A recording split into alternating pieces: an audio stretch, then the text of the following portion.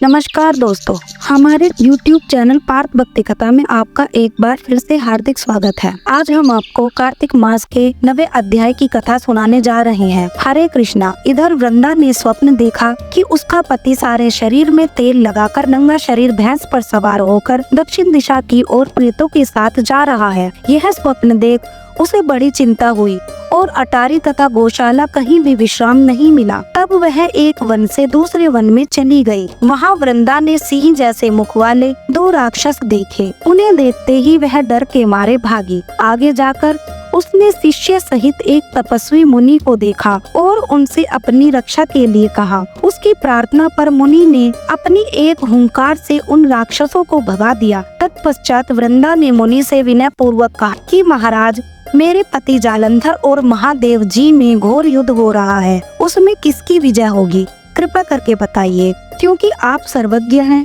यह सुनकर मुनि ने ऊपर को देखा। उसी समय 2 बंदरों ने आकर मुनि को प्रणाम किया और मुनि के संकेत पर वे दोनों बंदर वहां से चले गए। फिर थोड़ी देर बाद वे दोनों आकाश की ओर से आए और उन्होंने वहां जालंधर दैत्य का सिर और धड़ लाकर फेंक दिया। वृंदा अपने पति के मृत शरीर को देखकर बहुत दुखी हुई और रोने लगी। तत्पश्चात मूर्छित होकर पृथ्वी पर गिर पड़ी। मुनि ने अपने कमंडलू से उस पर जल छिड़का तो उसे कुछ चैतन्यता आई। तब वह पुनः विलाप करती हुई मुनि से बोली कि महाराज, जिसने देव, गंधर्व और विष्णु सहित तीनों लोकों को जीत लिया, वह शिव के हाथ से कैसे मारा गया? हे मुनि, आप बड़े समर्थवान हैं। किसी प्रकार मेरे पति को फिर से जीवित कर दीजिए। तब मुनि कहने लगे कि शिव जी के हाथ से मारे हुए को कौन जीवित कर सकता है, परंतु फिर भी तुम पर कृपा करके हम इसको जीवित कर देते हैं। ऐसा कहकर मुनि अंतर्ध्यान हो गए और जालंधर जीवित होकर वृंदा के साथ प्रेमालाप करता हुआ आलिंगन बद्ध हो गया। वृंदा भी अपने पति के वेश में विष्णु के साथ उस वन में रमन करती रही, परंतु एक दिन मैथुन के पश्चात अपने पति के वेश में विष्णु को देखकर वह अत्यंत क्रोधित हुई और श्राप देती हुई बोली कि तुमने मेरे पति व्रत धर्म को नष्ट किया है, इसलिए मैं तुमको श्राप देती हूँ। निश्चय ही वह कपट मुनि तुम ही थे और तुमने जो 2 राक्षस कपट के बनाए थे वही कालांतर में तुम्हारी स्त्री का हरण करेंगे, और जो तुम्हारे शिष्य था वह बंदर रूप धारण कर तुम्हारी सहायता करेगा। फिर कहा कि तुम शिला पत्थर हो जाओ।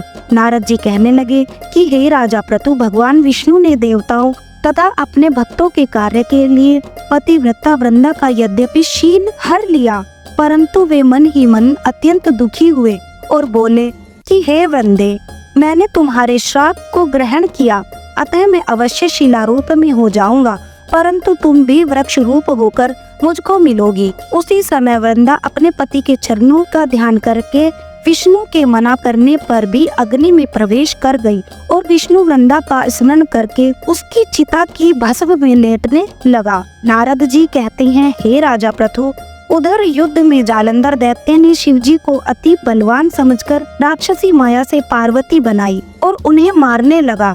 उसकी इस माया को देखकर शिव जी नीचे को मुख कर बैठ गए। तभी अच्छा अवसर देख जालंधर ने अपने बाण शिव जी के मारे। इस प्रकार शिव को संकट में ग्रसित देखकर विष्णु भगवान वहां पर आए और शिव जी को राक्षसी माया का ज्ञान कराया। तब शिव जी बड़े भयंकर वेग से राक्षसों को मारने लगे। शिव जी भी तीक्ष्ण बाण वर्षा के आगे शुंभ और निशुंभ भी न ठहर सके और वह युद्ध क्षेत्र में भाग खड़े हुए। तब शिव जी ने उनको श्राप दिया, क्योंकि तुम युद्ध क्षेत्र से भाग गए हो, इसलिए पार्वती के हाथ से मारे जाओगे। उधर जिस समय वृंदा का पतिव्रत धर्म नष्ट हुआ, तभी जालंधर का बंध समाप्त हो गया। ठीक इसी समय विष्णु ने अपना सुदर्शन चक्र अपने तेज सहित शिव को दिया। फिर शिव जी ने अपना ऋषियों के तप का, पतिव्रता स्त्रियों का तथा ब्रह्मा जी का तेज उसमें जोड़कर जालंधर दैत्य पर छोड़ दिया, जिससे उसका सिर कटकर भूमि पर गिर गया। सिर और धड़ अलग होते ही जालंधर का तेज उसके शरीर से निकल श्री शिव जी में तथा वृंदा का तेज श्री पार्वती जी में समा गया। उधर विष्णु वृंदा की चिता में लौटने लगी। तब सब देवताओं ने शिव जी की स्तुति की और कहा कि महाराज, जालंधर को मारकर आपने देवताओं का बड़ा उपकार किया है, परंतु एक महान अनर्थ हो रहा है, कृपया करके उसका भी कुछ उपाय कीजिए। भगवान विष्णु वृंदा के पतिव्रत धर्म से मोहित होकर लगातार उसकी चिता भस्म पर लेट रही हैं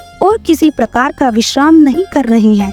तब शिव जी ने कहा कि हे देवताओं, तुम सब भगवान की योग माया की शरण में जाओ, वही सब संकट हरेंगे। तब सब देवता योग माया की शरण में जाकर उनकी स्तुति करते हुए बोले, हे देवी, आप सारे जगत को उत्पन्न करने वाली, पालन और नाश करने वाली हो। सतगुण, रजोगुण और तमोगुण तुमसे ही उत्पन्न हुए हैं। ऐसी प्रकृति देवी को हमारा नमस्कार है। तुम्हारी माया को ब्रह्मादिक देवता भी नहीं जानते हैं। उस देवी को हमारा नमस्कार है जिसके भक्तगण अनादर तथा मोह को प्राप्त नहीं होते।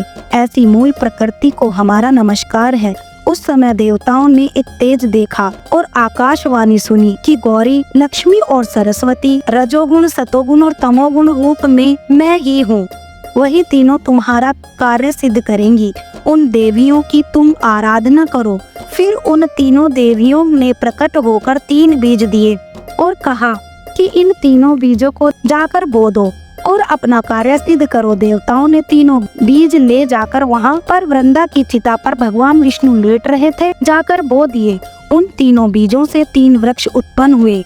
रजोगुण सरस्वती से आंवला, तमोगुण गौरी से तुलसी और सतोगुण लक्ष्मी से मालती हुई। श्री लक्ष्मी जी ने अपना बीज ईर्ष्या युक्त होकर दिया था, इसलिए मालती भगवान की पूजा में नंदित तथा आंवला और तुलसी भगवान को अति प्रिय हुई। इस प्रकार वृंदा ने वृक्ष रूप होकर भगवान शालिग्राम से संयोग किया।